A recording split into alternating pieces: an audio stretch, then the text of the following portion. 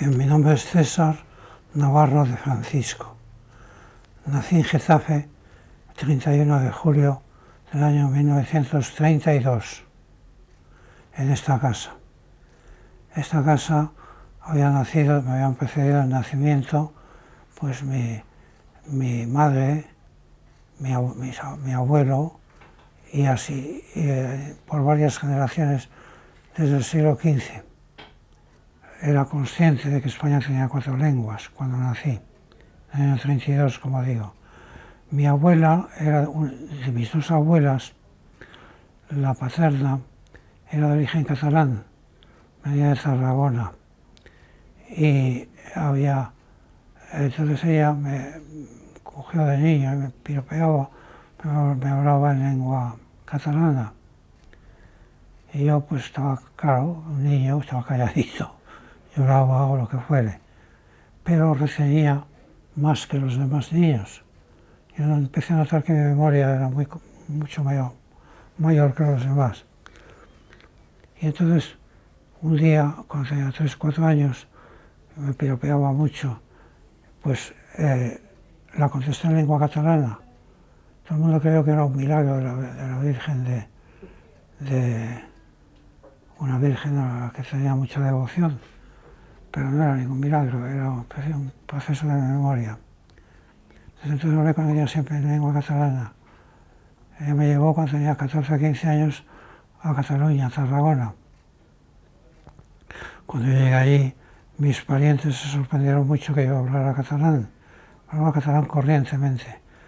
Allí, como ellos se dedicaban a la agricultura, eran agricultores acomodados, y la cría de caballos y mulas, pues yo les ayudé durante 2 veranos usando las vacaciones escolares que teníamos aquí, que eran el bachillerato. Yo estudiaba cuarto, pues cumplía allí los 14 años o 15 y los 16.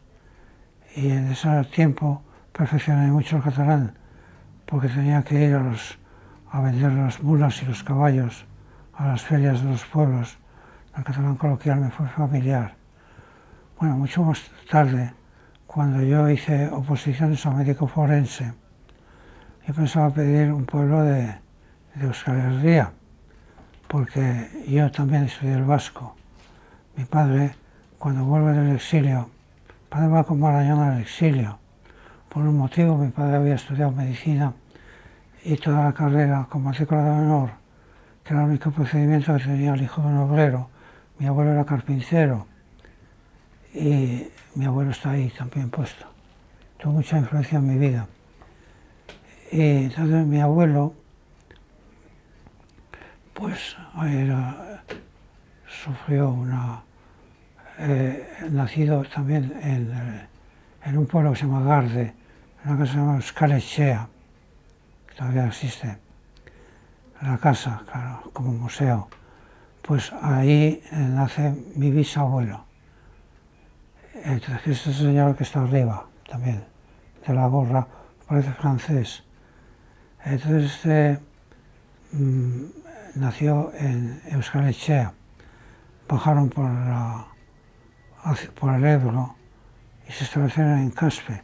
Estaban ahí establecidos como campesinos acomodados cuando un vecino les invadió, desde una tierra, escogiendo unos olivos. Tengo un problema de familia. El jefe de los Navarro, que pues le dijo al vecino: mire usted, yo no quiero líos, ni juicios, ni nada. Yo le perdono, a usted le regalo el olivo o los olivos que me ha quitado, con la condición de que no vuelva usted por mis tierras. Si vuelve con toda esa intención, le mataré. El hombre desoyó este consejo, volvió, pegó una cuchillada de Joseco. Tiene una cárcel de Ceuta, una cuerda de presos por media España. A mi abuelo le quedó esto grabado. Era carpintero y se establecido en Caspe. Entonces él se casó con una señora que se llama Rita Barón, que era valenciana, pero había estado casada de cuyo matrimonio traía un hijo, se llama Julián Saboyer, con un revolucionario francés llamado Saboyer. Este hermano de mi abuelo, pues en el barrio de San Martín de Barcelona, donde había emigrado, pues contaba las ideas de Proudhon, que había escrito un libro que se llama Filosofía de la Miseria, y al cual construyó Carlos Marx con un panfleto que se llama Miseria de la Filosofía. Bueno, entonces este hombre, claro, le tenía un grupo de obreros que lo oían, hasta fue fichado por la policía, tuvo que emigrar a la Argentina.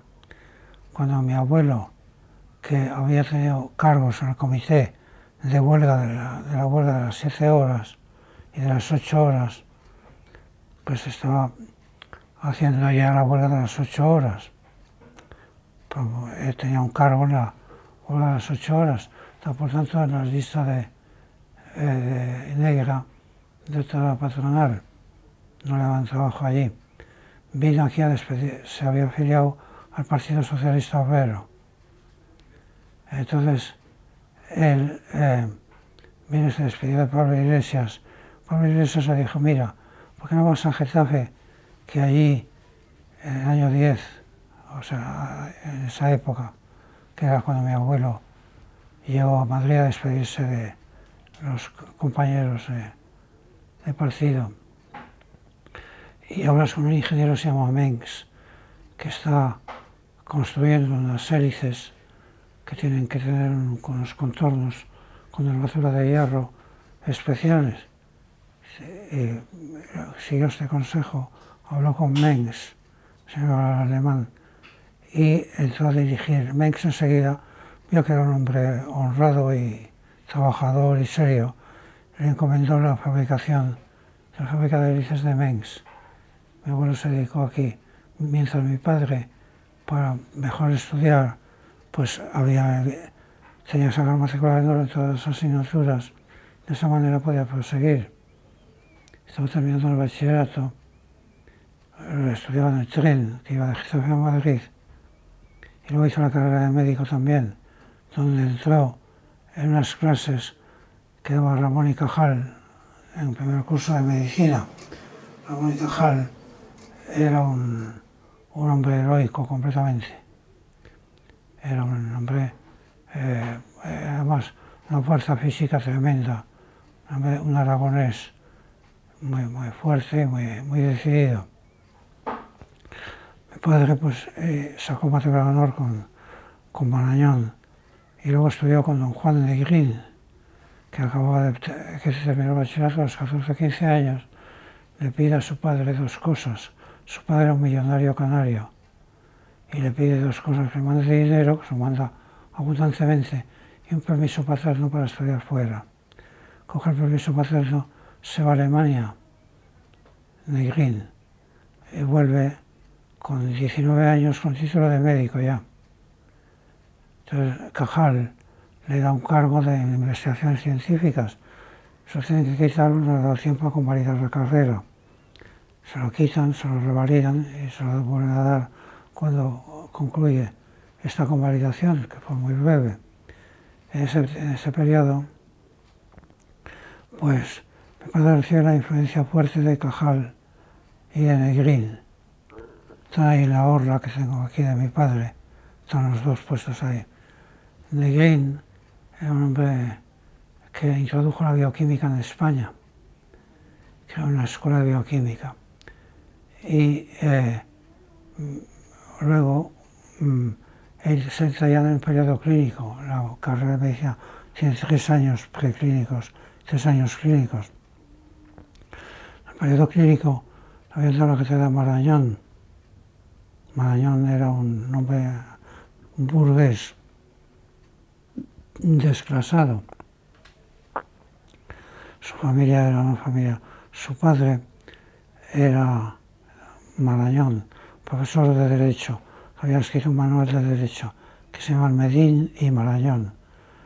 Entonces va en el bachillerato, sentaba con alguna dificultad, sentaba, ponía una chaqueta y una corbata, hacían una fotografía y llevaban un examen de un tribunal.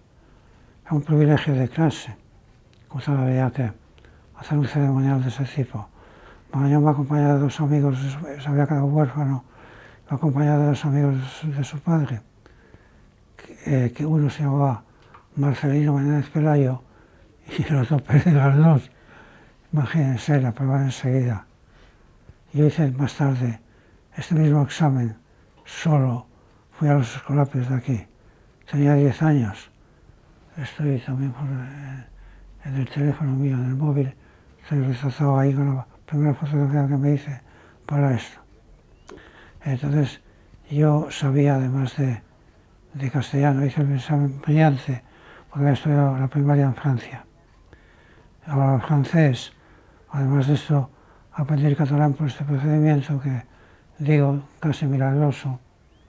Y mi otra abuela, la filipina, pues era hija de este filipino que viví, pero que era español, se casó con una mestiza filipina, tuvo 4 hijas y ningún varón.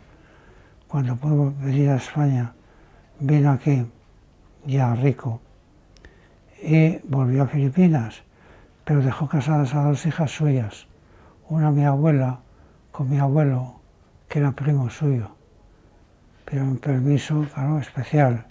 Los primos tenían que tuvieron permiso para evitar las enfermedades endogámicas.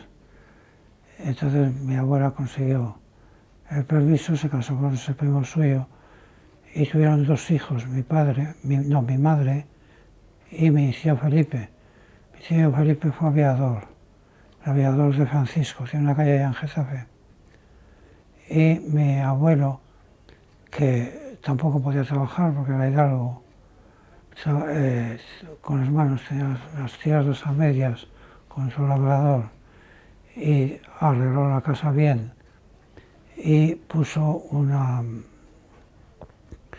a la sirvienta que tenía, se llama Feliciana, pues hizo de las cuadras de la casa la vivienda para ellos y una taberna, la famosa taberna del Vialdero, porque su marido, que era un campesino, hacía bieldos, eran orcas de labranza. Y ahí nací yo en esta casa. Y yo me crié aquí. Claro, los niños, cuando mi abuela, mi madre me dejaba, que iba con sus amigas, me dejaba con su antigua sirvienta. Estaba en la taberna mientras ella despachaba vino.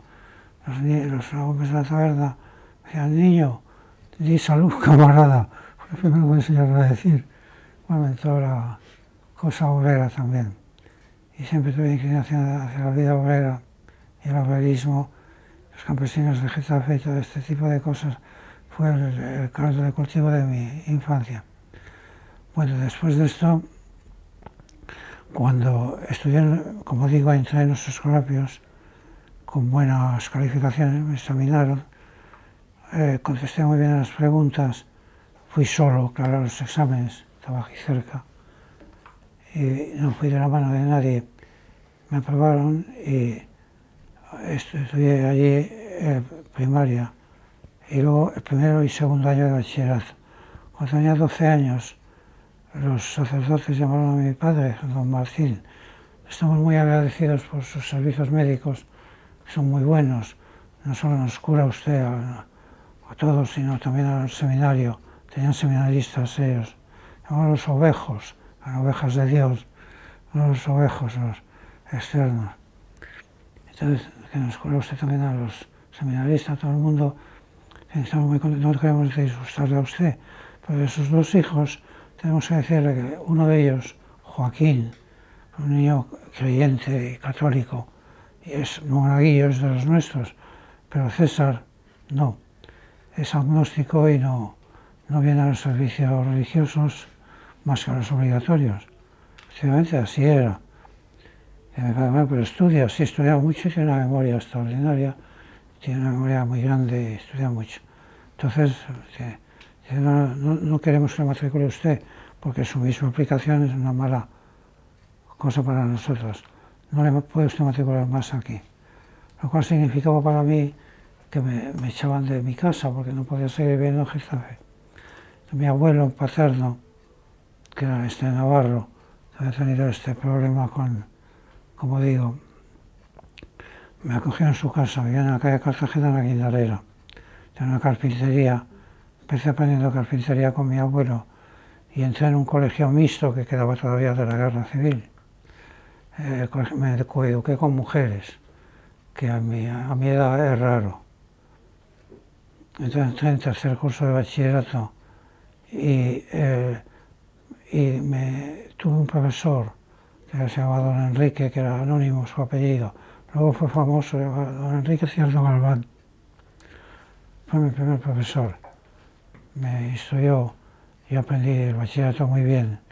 Y cuando lo terminé, todavía no lo había terminado, hice un curso con Jean-Paul Sartre en París, en el Club Maintenant, sobre teoría del conocimiento y ontología. Y luego cuando terminé el bachillerato, pues se decía, a ver qué quiere estudiar el niño, a ver qué va a estudiar. Mi madre se empeñaba en que yo era muy listo, que iba a estudiar medicina como mi padre. Tierno Galván, en cambio, quería que estudiara filosofía y letras y derecho como él, y siguiera con él. Yo no estudié ninguna de las dos cosas, influido por mi tradición familiar, estudié náutica.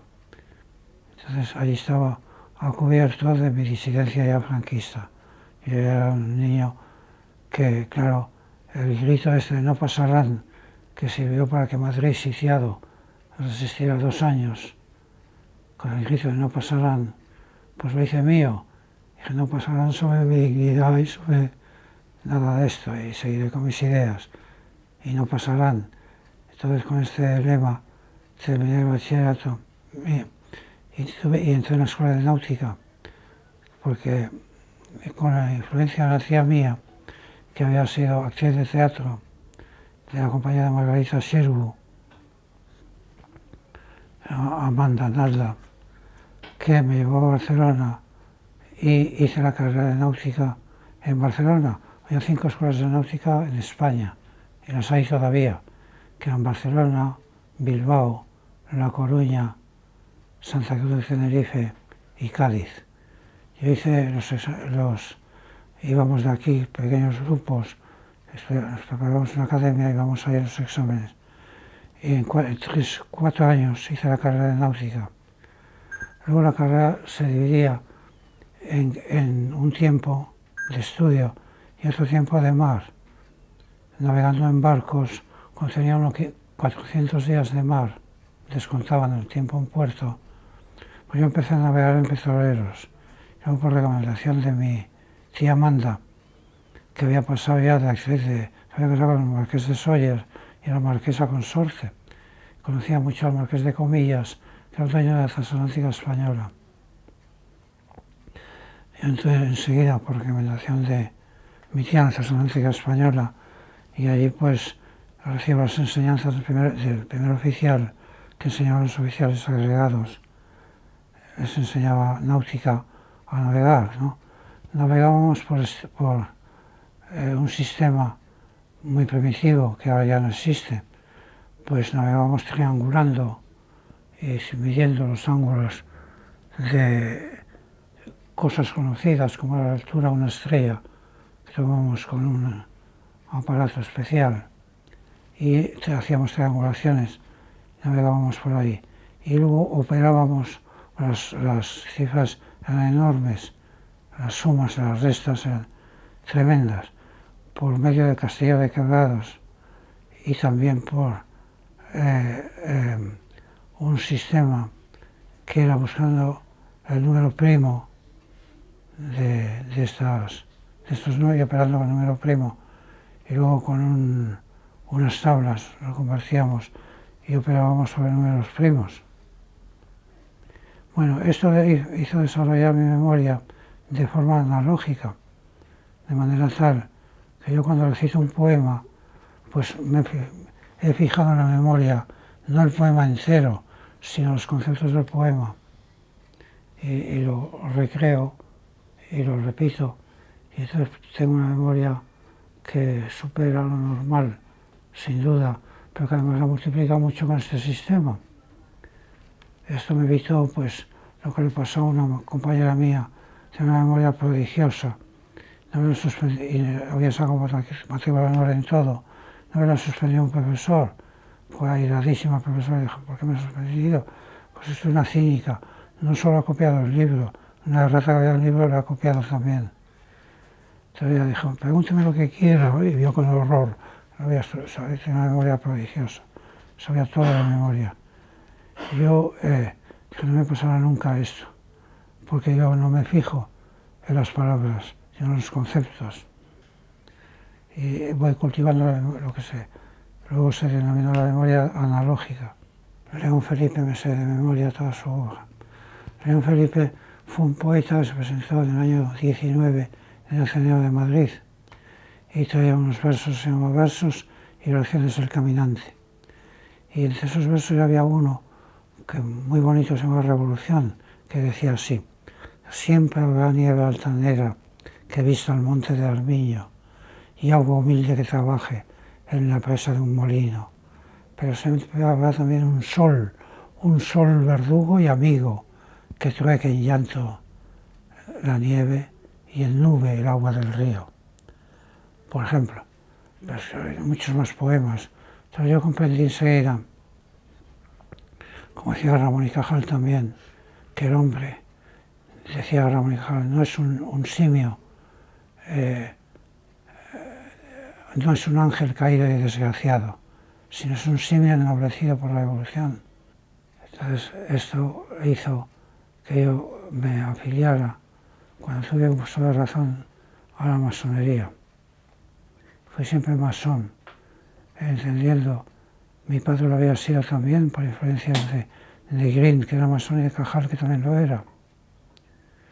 Pero claro, mientras él se casó con mi madre, que era hija de mi abuelo, mi madre tenía parentesco con este señor, que fue un de Francisco. Mi abuelo se llamó Felipe de Francisco. Como no podía trabajar con las manos tampoco, se hizo secretario del Ayuntamiento de Getafe, y lo fue siempre, hasta su misma muerte. Cuando mi padre quedó amenazado, vino la guerra, y aquello fue lo que decía Alberti en sus poemas también, decía su hermano Alberti, decía: hermano, tú que adorabas el oro de los cielos, que luego se convirtió en el oro de los bancos, cuando las alas de los ángeles se volvieron cuchillos, y tu hermano, un rico militante reaccionario, desde aquí avanzo yo, desde este lado. Eso fue cuando Alberti se afilió al 5º Regimiento y luchó en la guerra civil. Bueno, yo sé esa ruta también. Fui con mi padre al exilio, a aprender francés rápidamente. Primero el patois también. Cuando a los 10 años ingreso en el bachillerato, y ya he estado un año en Vascongadas, porque mi padre le conmuta la pena de prisión por la pena de cuando viene de Francia con Marañón. Marañón era un burgués desfasado, pero no lo suficientemente. Marañón tuvo gran éxito en la vida, primero porque venía acompañado de dos personalidades como eran Pérez Galdós y Méndez Pelayo hasta el bachillerato. Eso impresionó mucho al tribunal, un bachiller brillante. Y luego, como era guapo y era un hombre muy sociable, se casó con una millonaria que se llama Lolita Moya, que era hija de don Miguel Moya, que era el Polanco de la época, el dueño del Liberal y todos los periódicos de la época. Marañón, cuando se examinó un profesor, era ya profesor, no era profesor, lo era Cajal, que Cajal se peleó con su bastón con todos los miembros del tribunal cuando suspendieron a don Pedro Ara, que era el catedrático que se presentaba a la cátedra de Medicina Legal y Forense. Suspendieron a Ara y fue una cosa por un enchufe, claro, una recomendación. Marañón dijo: nunca me presentaré a una cosa de estas. me someteré a una... Marañón decía que las oposiciones a cátedra son como las corridas de toros. Primero viene, le ponen banderillas, luego viene el picador, le pican y luego ya le hunden la espada. Y nunca se presentó a una cátedra, por orgullo. Pero le dieron la docencia de 25 alumnos que le escogió por experiencia. Ahí tengo la fotografía de Marañón, a ver si la saco y se la enseño a ustedes. Nombrando a mi padre, pues dedicándome a la fotografía. Entonces mi padre hizo el periodo clínico con Marañón ya. Marañón, como fue presidente del Ateneo de Madrid. Y entonces, como presidente del Ateneo de Madrid, pues fue encarcelado por Primo de Rivera, cuando la dictadura de Primo de Rivera. La dictadura de Primo de Rivera se hizo una dictadura que preservó la monarquía y la trató de robustecer. Pero Marañón vio que no se podía sostener la derecha. La derecha tenía asesores que no eran tanto de derechas como no era el mismo, sino que eran directamente fascistas, como eran el general Primo de Rivera mismo, que era un hombre borracho y conocido en todo Madrid por sus juergas y demás. Sí, sobre todo Martínez Anido, al que Baroja cuenta en una novela cómo le esperaban los anarquistas para matarlo, y no le cogieron nunca, no lo lograron matar nunca. Entonces a Marañón, cuando se triunfa en la primera, le cogen preso, le llevan una cuerda de presos a él y a toda la junta directiva, desde el Ateneo hasta la cárcel de Porlier, una cuerda de presos por la calle. Marañón, que era muy orgulloso, quedó muy herido cuando le restablecen su cargo, pues ya él cree que la burguesía tiene que proclamarse republicana, que la monarquía no sirve.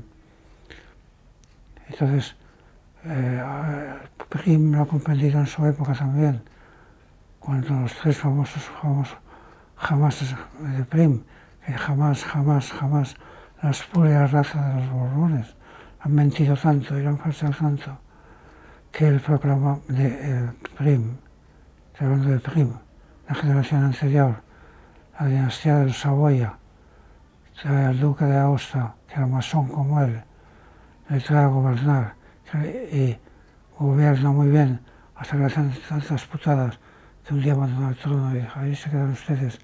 Entonces se ensaya todo, entonces se ensaya la república, que es fracasada también por el levantamiento de Franco con la ayuda de Hitler y Mussolini. No les voy a contar la historia de España, yo la viví así. Entonces, de pequeño, fui a Francia con mi padre, aprendí francés bien. Luego, cuando mi padre regresa, le conmutan la pena de prisión, porque Marañón viene y, a condición, pues Franco mandaba agentes que traían a los exilados. En Francia operaba un agente, y este agente pues trae a Marañón. Mi padre, que había dejado aquí a su mujer y a sus hijos, pues vuelve aquí. Bueno, los hijos no, los hijos habían ido con mis abuelos paternos a Francia. Y yo ya, además de francés, había aprendido el catalán, y mi otra abuela me enseñó la lengua tagala, la lengua filipina, la mestiza filipina. Todavía cuando me examiné de bachillerato a los 10 años, además del español, pues el francés correctamente, hablo el vascuence, el catalán y el tagalo, que nadie lo sabía. Entonces más tarde, cuando hago soy médico, finalmente, bueno, yo soy marino y trabajo como marino, trabajo en un barco que estoy recomendado por mi tía Amanda, como digo. Ahí querían marinos que fueran, además de que supieran navegar, con un buen expediente, tenían buena apariencia física, yo no tenía entonces. Entonces, el tercer oficial, después de 400 días de mar, salíamos y nos examinábamos para ocupar los altos puestos en la compañía. Y entrábamos como oficiales del barco. Mi madre lloraba y creía que yo me había malogrado en el mar, que me perdería por ahí y que su niño era muy listo como caían las mamás. Entonces pedía que yo dejara el mar y estudiara una carrera como es debido. Me prometía si lo haría, pero me dejaría llegar a capitán por lo menos. Yo hice mis exámenes de capitán. Cuando lo logré, mi madre había contraído un cáncer. Trató de operar a Oliver Crona, que era el mejor cirujano del mundo, de Uppsala, pero eran todas las mutilaciones que la iban a someter. Que mi padre y yo decidimos que no se operara.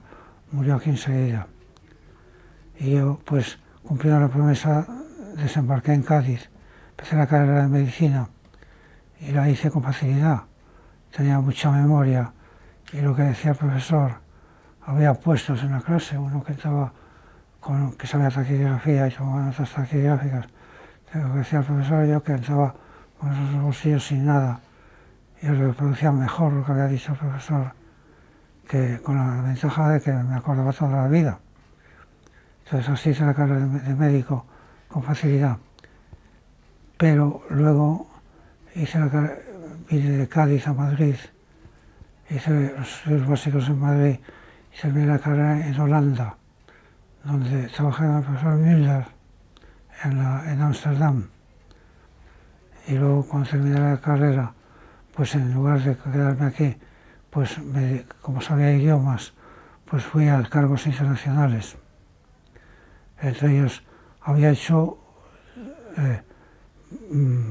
las oposiciones a médico forense. Entonces fui a América como profesor de la Facultad de Medicina, porque había hecho también otras especialidades aquí, además de medicina interna, que hizo con Marañón y con mi padre. Marañón le dieron la cátedra aquí, le devolvieron en Cigarral, pero a mi padre lo metieron en la cárcel y no le fusilaron porque uno de aquí de Getafe, Emilio Serrano, pues se presentó ahí y dijo: este señor, Emilio Serrano, fue un montón de cadáveres que encontró mi padre, fusilados, porque cuando se proclamó la República, Getafe quedó dividido, se sublevó el cuartel de artillería en contra del gobierno de la República. Entonces, el cuartel de aviación era republicano, bombardeaba el cuartel de artillería, medio quedaba el pueblo.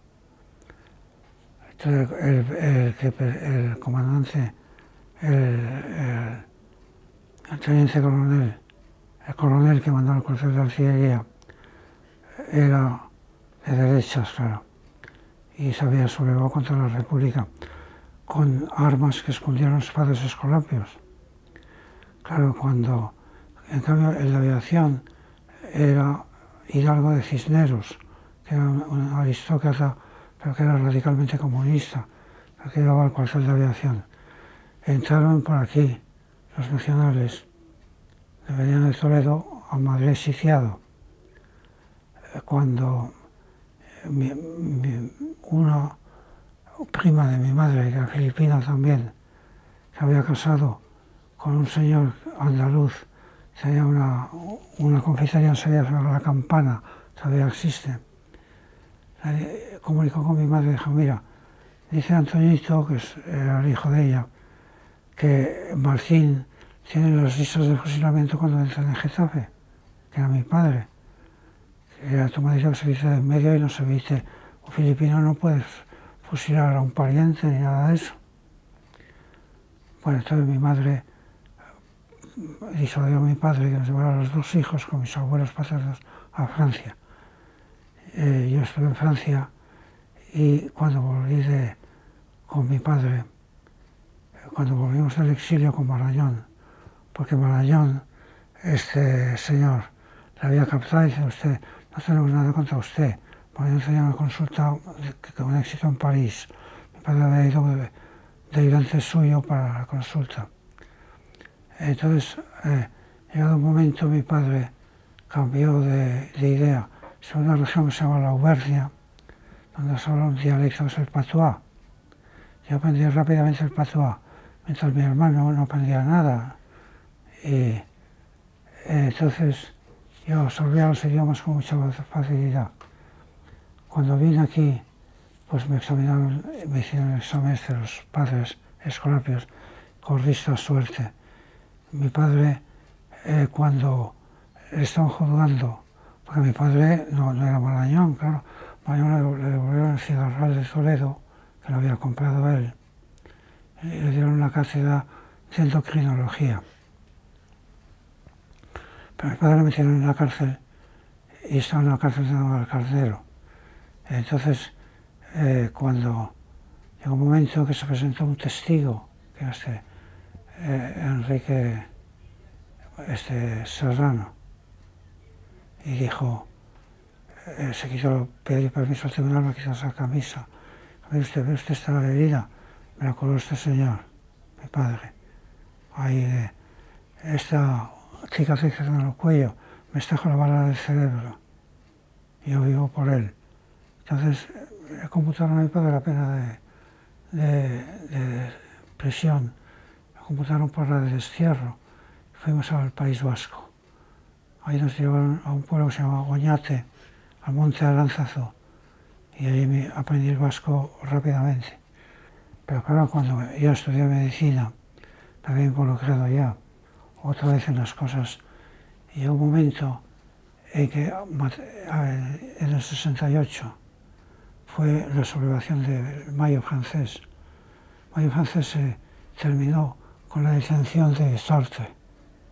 Yo tenía una buena relación con Sartre y con sus discípulos. Y en el 69 ya habían detenido a Sartre, aunque De Gaulle, que era francés al fin y al cabo, un hombre de cierta cultura, cuando dije, no, hombre, siga usted deteniendo a este hombre, ¿cómo voy a detener yo a Voltaire? Decía, y soltó a Sartre, y siguió con su escuela de... Yo había leído muy bien el Ser y la Nada, L'être et le néant, que era la idea de que el existencialismo era cuando los problemas de la existencia prevalecen porque son anteriores a los problemas de la esencia. Bueno, la define así. Bueno, yo entonces estaba como médico en el hospital, un hospital del siglo XVIII, San Carlos, viejo San Carlos. Estaba por la calle de la Argumosa, estaba por detrás, estaba allí. Entonces cuando investigan más, ven que yo soy el hermano Aviraneta, que uso ese seudónimo como masón, y el camarada Montenegro como comunista. Entonces, claro, estoy incluso en 2 penas de muerte. Mi mujer entonces, claro, como yo no puedo, tengo mi casa quemada, o sea, quiere decir que no puedo entrar en mi casa, me espera la policía para detenerme, pues no se sabe dónde vivo, ni dónde estoy, durante un tiempo. Mi mujer, que era filipina, claro, dice, tú te estás riendo ahora, pero porque las enfermeras te encubren.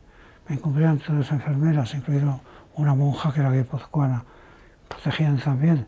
Entonces la policía cuando entraba a registrar allí, el doctor Navarro, no viene por aquí, no sabemos, está desaparecido. No era verdad. Uno de los enfermos más graves que había en la sala era yo mismo. Ponían un vendaje de cabeza con abundante sangre y mercurio cromo y demás. Era el enfermo más deteriorado de la sala. Y decía, en casos, dice, algún día alguna enfermera se va a enterar y se va a sacar. Total, me sacan por Portugal, por Olivenza, a muchas vueltas, me llevan a Lisboa. Ahí me espera mi mujer con un pasaje para América. Sus hermanos mayores, mi mujer era la 10ª hija de una familia de 10 hermanos. el mayor de ellos trabajó en el Pentágono y había luchado con MacArthur contra los japoneses en Filipinas. Entonces me protegen esta gente. Cuando llego allí me dan affidavit support y me dan de todo. Pero al poco tiempo pues me dicen que no puedo trabajar. Por sorpresa trabajando en un trabajo que es clandestino, claro, es ilegal. Que tienes tantos días para abandonar el país. Entonces ya viéndome perdido, sé que la embajada de Túnez tiene una logia fuerte, porque el presidente de Túnez es masón, Bourguiba. Entonces me protege la embajada de Túnez, me da un cargo de jardinero de la embajada de Túnez. Y entonces los masones me dicen, no vuelvas aquí, pues te agarran y te ponen 2 cargos, tienes 2 penas de muerte, no 1, 2. Claro, estoy 2 años allí, no puedo trabajar, pero entonces trabajando en la embajada de Túnez ya sí, puedo tener el trabajo que quiera. Y mantengo el título de jardinero de la embajada de Túnez, que lo cubro sábados y domingos, bastante duro, porque Washington está bajo el nivel del mar y hace un calor en verano tremendo y entonces sudaba la gota gorda segando la hierba y haciendo el jardín. Lo hacía sábados y domingos. Los demás días me asocio con un americano y ponemos un restaurante que se llama El Bodegón, en la calle de P, que prospera mucho. Y yo gano mucho dinero, más dinero que el que quiero ganar, porque yo no he ido a América a ganar dinero, sino a librarme de Franco. Tengo fotografías de la época en que estoy contento y feliz en esa vida. Y llega un momento, a los 2 años me dicen los masones de aquí, me dicen, hemos logrado sobreser tu experiencia, puedes volver aquí. Entonces vuelvo con dinero y ya, y sin problemas, porque lo han dicho muy bien, y efectivamente vuelvo a ser, a dirigir el Instituto Nacional de Medicina Seguidor del Trabajo, soy de nuevo el doctor Navarro, en fin, y sigo una carrera bien. Y pasado un tiempo me vuelven a mandar a Estados Unidos ya como profesor de la Facultad de Medicina de Nueva York. Hemos pagado todas las deudas, hemos pagado la casa, venimos aquí con el perro y el gato, somos de la familia ya, venimos aquí, esa es la gata y ese es el perro, ahí a la izquierda. Un cumpleaños de mi perro lo estamos celebrando. Y aquí la gata. Bueno, volvemos aquí estuve. Hasta entonces. Esta es mi mujer. Una fotografía de carné. Cuando vino a España. Cuando vino a España, esta chica, pues yo venía los sábados y domingos a comer a casa. Un día que llegué tenía ya 20 años. Y entonces vi una chica que estaba hablando tagalo con mi abuela. Me acerqué, como le hablé en tagalo, dije, Chichigueto, ¿de dónde vienes? Dije, yo vengo de Filipinas porque vengo a hacer una tesis doctoral. ¿Sobre qué vas a hacer la tesis?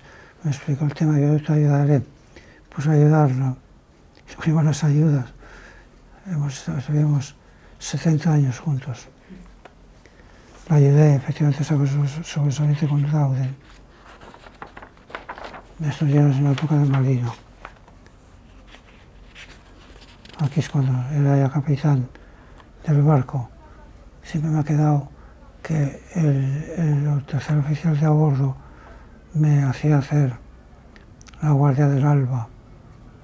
Y a la guardia del alba, que es de 4 a 8 de madrugada, se hace a la misma hora de día que de noche. Pues, en fin, que por la noche me despierto siempre. Digo que hago la guardia del alba, porque siempre me despierto a esa hora. Esto fue mi currículum en el año 80, en unos cursos que di a obreros aquí, sobre medicina del trabajo. Fíjate el currículum que tengo ya, en esa época de haber subido aquí. Un panfleto que se reparte por aquí. Esta es mi boda, la logia masónica de West Virginia. Testigo de boda, el juez era masón también. Este es Morales Moya, que luego fue catedrático de Historia de Carlos III de aquí.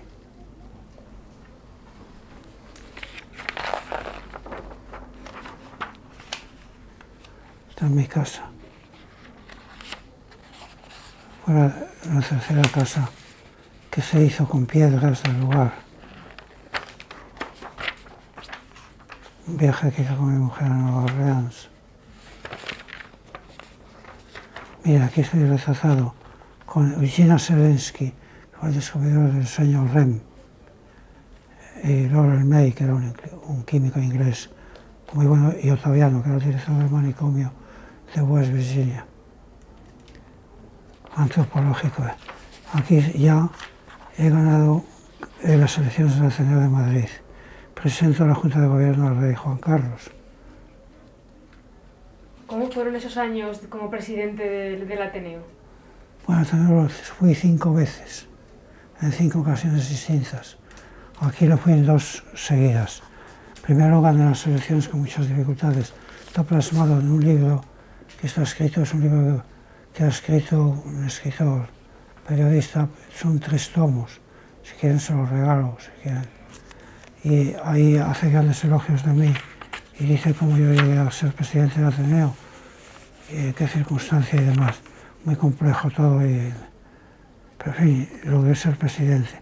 Una vez que lo fui, me dirigieron al Congreso y al Senado, donde había un senador vitalicio, el senador Prat, José Prat, del Partido Socialista, y había sido íntimo amigo de mi tío Enrique de Francisco, que fue el secretario de Largo Caballero y el que creó el socialismo aquí en Getafe. Entonces, pues me dirijo a Prat y le digo, mire usted, yo no puedo ser, en la primera votación obtuve muchos votos, pero la segunda es que he arrasado ya, voy a ser perfectamente presidente del Ateneo, no quiero serlo. Si usted quiere serlo, yo me retiro, le recomiendo a usted, sea usted presidente del Ateneo. Él había sido secretario cuando era presidente de Azaña, que fue el presidente del Ateneo, que cuando llegó a la República pasó a ser presidente de la República. Durante un año compaginó ambos cargos. El año siguiente ya tuvo que optar por ser presidente de la República. Pero ya vino la sublevación, la guerra civil, y claro, y ya había quedado el Ateneo incautado, primero por Feti de las Hons, que quitó todos los signos, borró todas las estrellas masónicas que había en el Ateneo, y se llamó Aula de Cultura de Falange Española Tradicionalista y de las Hons. Yo, claro, logré un movimiento interno que terminó con mi presidencia, siendo yo presidente electo ya. Yo restablecí el reglamento de Azaña que no estaba hecho. Entonces ya en el segundo mandato, antes de terminar mi mandato, un mes antes, disolví la Junta de Gobierno, volví a convocar elecciones con el reglamento de Azaña como programa, como salí casi por una cantidad de votos enormes. Ya quedó hecho el reglamento de Azaña y quedaron hechas las secciones, todo lo que es el reglamento de ahora. Mira, aquí estoy con Cafrune, que este hombre, Jorge Cafrune, era un cantor que vino aquí a España y traía un canto de libertad y tuvo mucho éxito. Era argentino. Entonces yo le conocí el Teatro Monumental de Madrid cuando con unas boleadoras salió un viejo clavo de ahí, se clavó en la frente a Cafrune, un accidente. Yo traté enseguida, saqué el clavo, no se había clavado mucho, pero le puse la sección anticiclónica y ya con el tiempo Cafrune me dijo, tienes que representarme, porque él había tenido total éxito en España, que por ejemplo aquí en Getafe yo era presidente de la Asociación de Apániz, que era un labrador de Getafe, que era un labrador acomodado, se llama Sacristán, Pablo Sacristán. Pablo Sacristán, pues, optó por la República y entonces se hizo aviador en la Unión Soviética. Pilotaba el Kalashnikov, un avión que era el avión Rata, un avión muy difícil, pequeño, y combatía a los Messerschmitt alemanes. Y este hombre, cuando terminó la guerra, pues se hizo condenar a muerte, persiguieron, porque encabezó un grupo de guerrilleros, le delataron, fue a la cárcel. Tenía una novia aquí y cuando salió de la cárcel, después de varios indultos de muerte, pues tuvo un niño y quedó con síndrome de Down, que es típico de las primíparas añosas, son las mujeres que tienen hijos tardíamente, ¿no? Y salió con un síndrome de Down. Entonces él creó Apániz, y yo fui el primer médico de Apániz. Entonces Apániz, cuando Cafrune vino aquí y quería hacer algo por mí, pues mira, ¿por qué no vas a Getafe y cantas ahí? Efectivamente, le pedí a Arquelino Cervera, el local, que estaba en la calle Toledo, y me lo dejó gratuitamente. Eso, como una buena entrada, se llenó enormemente de gente. Pero claro, y ese dinero se destinó a la compra de lo que es ahora Apániz. Se dedicó a Apániz íntegramente. Y claro, pero se llenó esto de gente, pues decía, me llamó a Sacristán y a mí, el capitán de la Guardia Civil de aquí. Dijo, oiga, usted está lleno de comunistas. No me pasó nada, pero estuve a punto de meter a la cárcel por esta historia. Pero lo dio una cantidad de dinero importante para Apániz. Y Cafrune,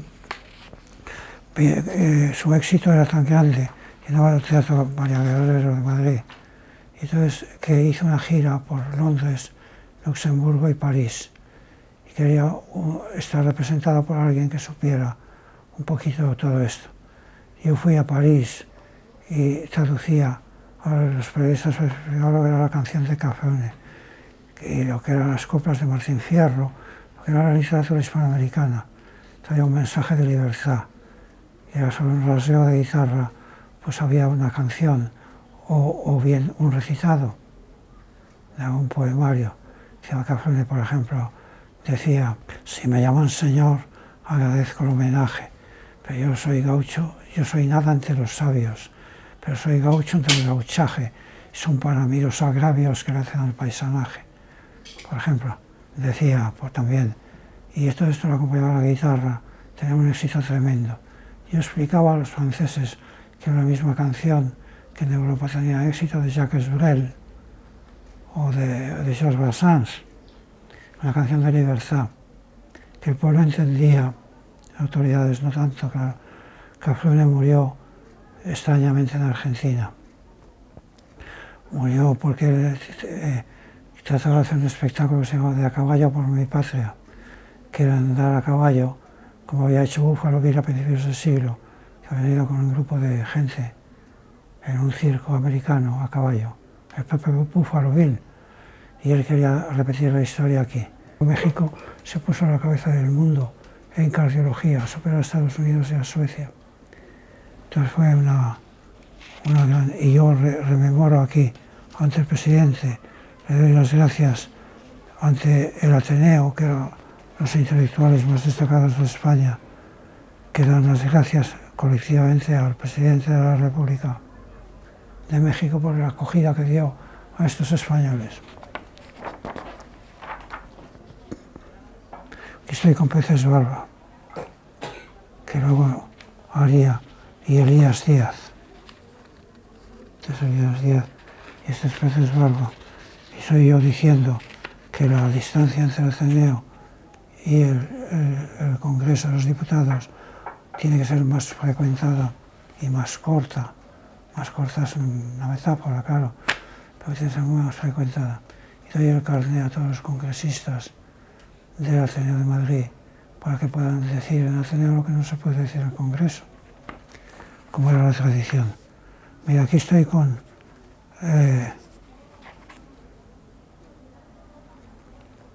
este es el Marqués de las Salinas de Guadalquivir, un actor conocido, que hizo aquí una película que se llamaba hace cine, una película de Berlanga, La Escopeta Nacional y todas esas cosas, nos hace este actor. Aquí estoy con Enriqueta Levi, dice el doctor Castilla del Pino, famoso psiquiatra. Del Basilio Garcén,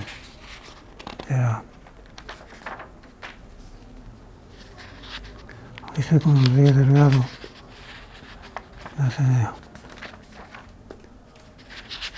Estás para Madrid también. Bueno, la Madrid, con Pilar Miró. Es Caballero Bonal, Pilar Miró.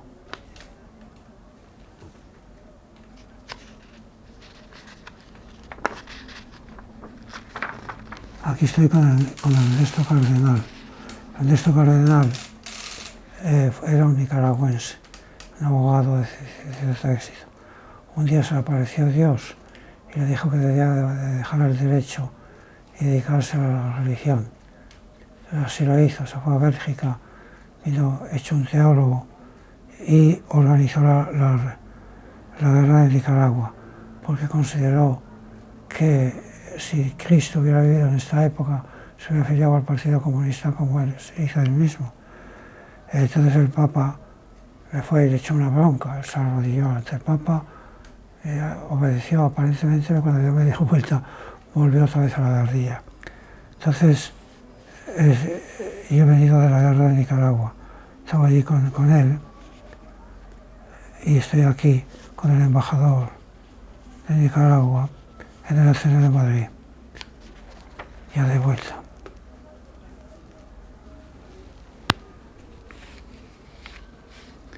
Estoy con Damaso Alonso, presidente de la Real Academia de la Lengua.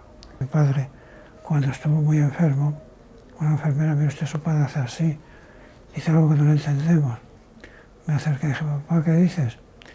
Y ya me di cuenta que estaba pasando la consulta. Lo que pasa es el siguiente, estaba pasando consulta. Ya muy mayor, pasaba consulta y se murió. En precoma, pues hacía ya gestos raros que no entendía más que yo. Me di cuenta que la gente conserva hasta la muerte misma facilidades extraordinarias. Cuando volví aquí, pues primero había hecho psiquiatría. Los navegadores de Getafe me habían dicho siempre, no te metas al psiquiatra porque la locura no tiene cura y si cura poco dura. Y era verdad.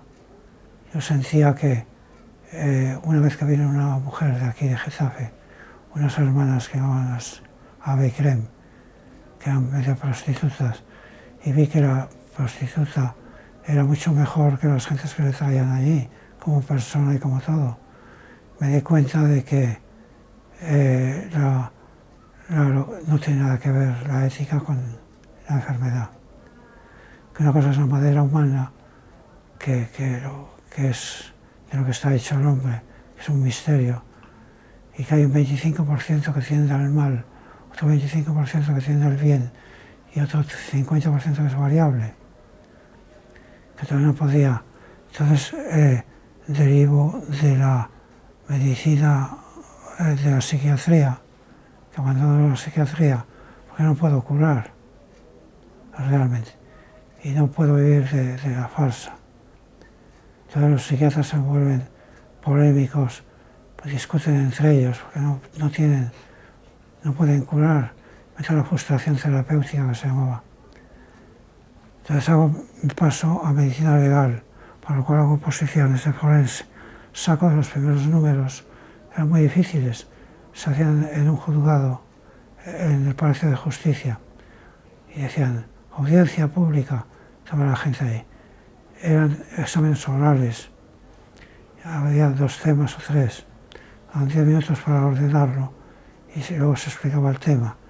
Bueno, entonces cuando uno se presentaba, por ejemplo, había 17 o 18 plazas en España, entonces se presentaban a lo mejor 500 o 600 opositores. Yo saqué los primeros números y pedí el País Vasco, para Jimeno Freire, para decir que soy de la ETA y demás. Pedí Olot, en Cataluña.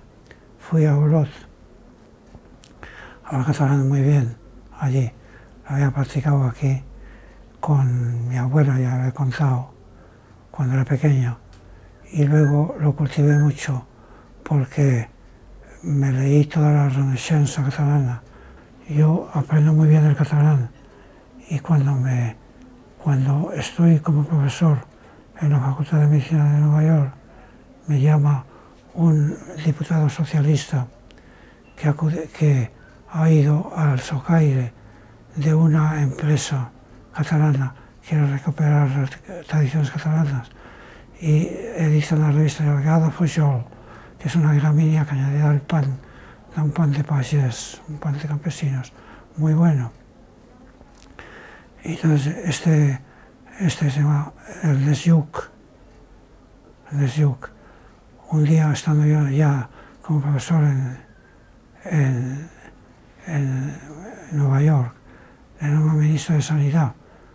Él es economista y no está bien orientado dentro de la sanidad. Me llama, por favor, me pide que vuelva a España, que me ocupe del tema del ministerio. Vuelvo a España, efectivamente, y soy director general del ministerio. Le propongo a Lluch, entre otros proyectos, hacer un hospital en Getafe, puesto que hay un hospitalillo, que es del siglo XV. Claro, no funciona mal, no cumple las normas. Entonces lo tengo que hacer yo y lo hago con las normas de Ginebra.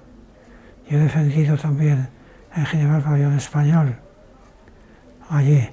Entonces lo hacemos con 448 camas, que son lo ideal para que los servicios generales trabajen a máxima rentabilidad. En más y en menos se pierde eficacia.